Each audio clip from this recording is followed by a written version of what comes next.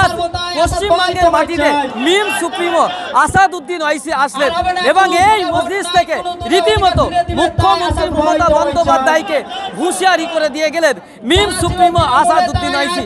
আজ মুর্শিদাবাদের সাগরদিঘির মাঠে দাঁড়িয়ে একেবারেই মিম সুপ্রিমো আসাদউদ্দিন ওয়াইসি মুখ্যমন্ত্রী মমতা বন্দ্যোপাধ্যায়কে একসাথে যেমনভাবে আক্রমণ করেছেন তার পাশাপাশি বাম কংগ্রেসকেও কড়াভাবে আক্রমণ করেছেন মিম সুপ্রিমো আসাদউদ্দিন ওয়াইসি। কি বলেছেন তিনি আজকের এই সভা থেকে চলুন আপনাদেরকে শোনাবো। जो आपकी वोटों से मुर्शिदाबाद मालदा में बरसों से हुकूमत करती आ रही और कुछ नहीं किया। यहाँ ट्रिपल तलाक का बिल पार्लियामेंट में आया तो कौन उसके खिलाफ बोला? आपने देखा होगा ना, किसने बोला ट्रिपल तलाक के खिलाफ? जब ट्रिपल तलाक का बिल पार्लियामेंट में मैंने वोटिंग का मुतालबा किया तो पूछो टीएमसी से, टीएमसी ने वॉकआउट कर दिया। वोट क्यों नहीं डाला? वोट क्यों नहीं डाला? वॉकआउट किया। वोट डालना था, बताना था मोदी को कि तुम्हारे खिलाफ वोट दे रहे हैं। हम खाली 2 MP है लोकसभा में, मगर मोदी के 300 MP के सामने उसके खिलाफ बोलते, वोट भी डालते उसके खिलाफ। ममता बनर्जी का एक चेहरा लोकसभा में, एक चेहरा बंगाल में, एक चेहरा लोकसभा में। उनके एमपी बड़ी बड़ी अच्छी अंग्रेजी में बड़ी बड़ी तकरीर कर लेते, मगर सिटीजन अमेंडमेंट बिल आया तो 8 MP नहीं थे, 8 MP नहीं थे। पीछे से भाग गया था। किसने सारी दुनिया के सामने बता दिया कि CAA का कानून भारत के संविधान के खिलाफ है? और मैंने सारी दुनिया के सामने मोदी के और उसके 300 MP के सामने उस कानून को फाड़ कर बता दिया।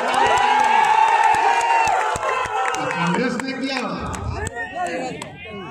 क्या? टीएमसी ने किया? लेफ्ट तो कहीं है ही नहीं बेचारे। ये कांग्रेस और लेफ्ट तो मेडिकल शॉप में जब जाते हैं दवा लेने के लिए तो दवा के नीचे ऊपर लिखा होता कि कब बनी, date of manufacture, date of expiry.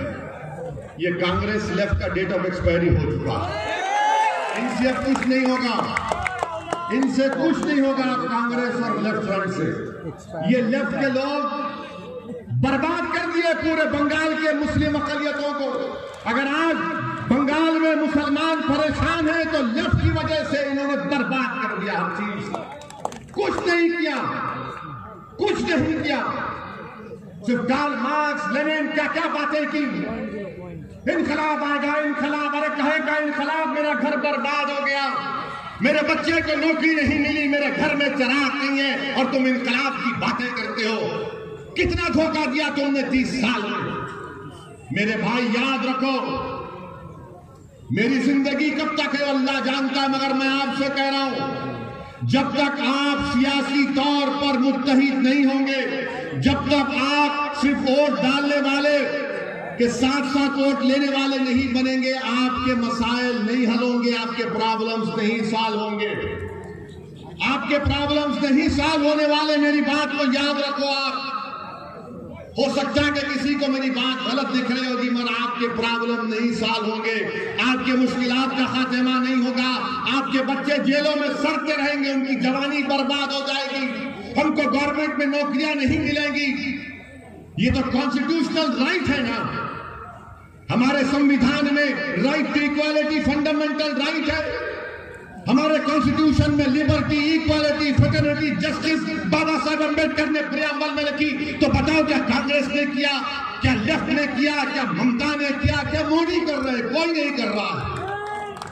मेरे अजीज दोस्तों और बुजुर्गों, इसीलिए मैं आपसे अपील कर रहा हूं कि आपने सबको वोट दिया है, एक मर्तबा मजलिस इत्तेहादुल मुस्लिमीन का साथ देकर देखो, एक मर्तबा साथ देकर देखो। मैं आपसे वादा कर रहा हूं कि इंशाअल्लाह ताला जो काम 70 साल में नहीं हुए, वो काम हम इंशाअल्लाह ताला 5 साल में करवा के आपको दिखाएंगे। मेरी ये कोशिश है, मेरे मजलिस के साथियों की कोशिश है, आपकी दुआओं का मैं मोहताज हूं, आपके दुआओं का मोहताज हूं। सिर्फ मैं, आप सिर्फ दुआ करो हमारे लिए। हम अपनी कोशिश और जुस्तजू और कुर्बानियों को जारी रखेंगे। और जहां तक सवाल है नरेंद्र मोदी का, माशाअल्लाह क्या बोल सकते, बांग्लादेश नरेंद्र मोदी गए, कल जाकर बोल दिया, कल जाकर नरेंद्र हमारे प्रधानमंत्री ने कहा कि मैंने भी सत्याग्रह किया था बांग्लादेश में। क्या बात है, हमको नहीं मालूम था प्राइम मिनिस्टर कि आपने सत्याग्रह किया। जो आपके बारे में किताब लिखी है उसमें तो कहीं नहीं मिला कि आपने बांग्लादेश के लिए सत्याग्रह किया था। मगर मोदी जी बोल दिए। मगर मोदी जी, अगर आपने बांग्लादेश के लिए सत्याग्रह किया तो मुर्शिदाबाद के बसने वाले मुस्लिम अकलियत को आप बांग्लादेशी क्यों बोलते हैं? बोलते हैं ना, दीमक भी बोलते हैं।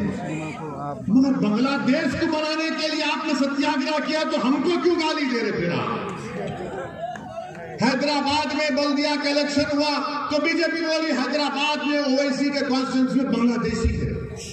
वो बांग्लादेशी नहीं थे, वो बंगाल के सोने का कारकोप का काम करने वाले काबिल लोग बसते मेरी कॉन्स्टिट्यूंसी, उनको बांग्लादेशी बोलते। CAA का कानून नरेंद्र मोदी लाए।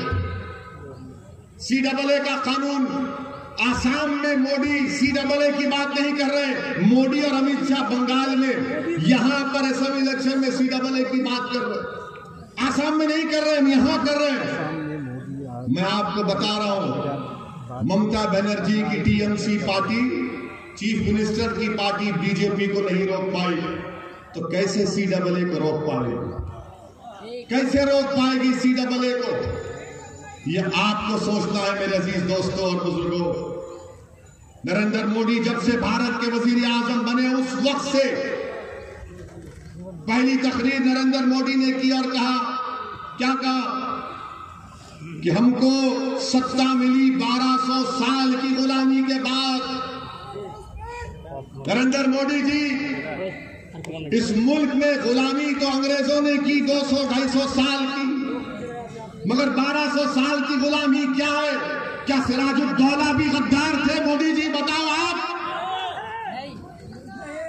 क्या सिराजुद्दौला जो जंग लड़े अंग्रेजों के खिलाफ क्या थे वो? मेरे अजीज दोस्तों और बुजुर्गों, ये बीजेपी का असली चेहरा है।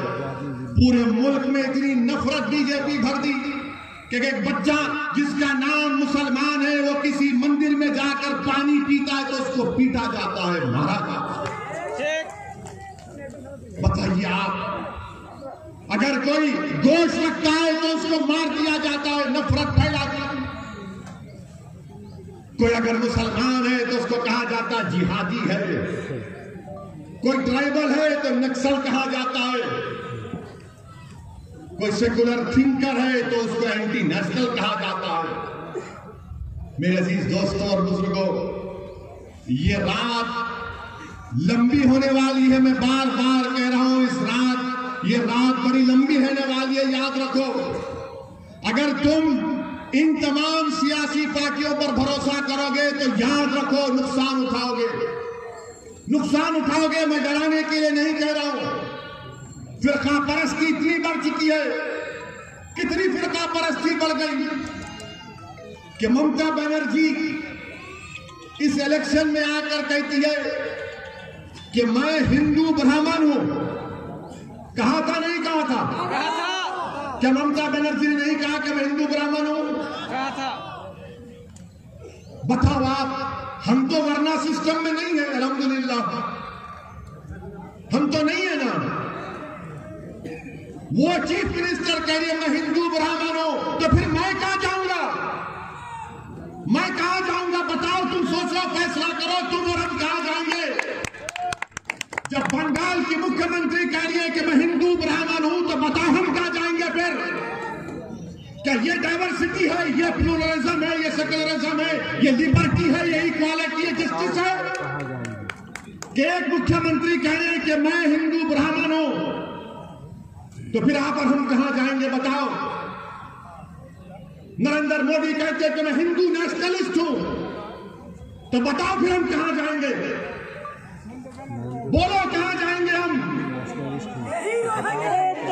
रहेंगे यही इंशाअल्लाह ताला, इज्जत के साथ रहेंगे, अपनी सियासी क़ियादत को बनाएंगे। दुश्मनों को कामयाब करेंगे, बंगाल में इनकलाब बर्पा करेंगे, बंगाल में तारीख लिखेंगे इंशाअल्लाह। और बंगाल की मुख्यमंत्री ने ये कह दिया, चंदी पाठ पढ़ा उन्होंने, पढ़ाना चंदी पाठ पढ़ा, तो दिल्ली का चीफ मिनिस्टर बोला कि मैं हनुमान भक्त हूं। राहुल गांधी, प्रियंका गांधी भी अपने आप को भक्त दिखाने के लिए मंदिर मंदिर जाते हैं, उसमें कोई इतराज नहीं। मगर सवाल ये पैदा होता है, क्या ये सेकुलरिज्म है? हर कोई अपने आप को सबसे बड़ा हिंदू कौन है दिखा रहा है, क्योंकि मोदी से मुकाबला करना है ना। अरे मोदी से मुकाबला करना है तो अंबेडकर के संविधान से करो, मोदी हार जाएगा।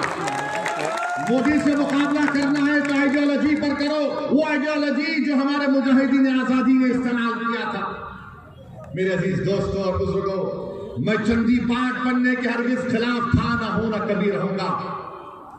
अगर कोई हनुमान चालीसा पढ़ता है तो मुझे कोई इतराज नहीं है, उनका फेथ है। मगर एक आप चीफ मिनिस्टर रहकर इस तरह की बात करते हैं, तो दीदी आज के जलसे से आपको एक मैसेज दे रहा हूं। मैं इन तमाम लोगों से आपसे अपील कर रहा हूं कि जब ममता बनर्जी चंडी पाठ पढ़ सकती है तो हम इंशाअल्लाह ताला इस जलसे को खत्म करेंगे सूरह फातिहा पढ़ के। पढ़ेंगे मेरे साथ? पूरे पढ़ेंगे? पूरे पढ़ेंगे? पढ़ेंगे ना? चलिए, बिस्मिल्लाहिर्रहमानिर्रहीम, अल्हम्दुलिल्लाहि रब्बिल आलमीन, अर्रहमानिर्रहीम, मालिकी यौमिद्दीन, इय्याका नअबुदु व इय्याका नस्तईन, इहदिनस सिरातल मुस्तकीम, सिरातल लज़ीना अनअमता अलैहिम गैरिल मग़दूबि अलैहिम वलद्दाल्लीन। दीदी आप चंडी पाठ पढ़ो, मैं सूरह फातिहा पढ़ता हूं। ये भारत का सेकुलरिज्म है, ये भारत का सेकुलरिज्म है। ये नहीं हो सकता कि मैं हिंदू ब्राह्मण हूं और मैं बोलते जाऊंगी। नहीं दीदी, मोदी और आप दोनों सगे भाई बहन। ये ममता बनर्जी को दीदी बोलते हैं, उनको दादा बोलते हैं। मेरे भाई, आप MIM पार्टी का साथ दीजिए, हम अपनी शुरुआत कर रहे हैं।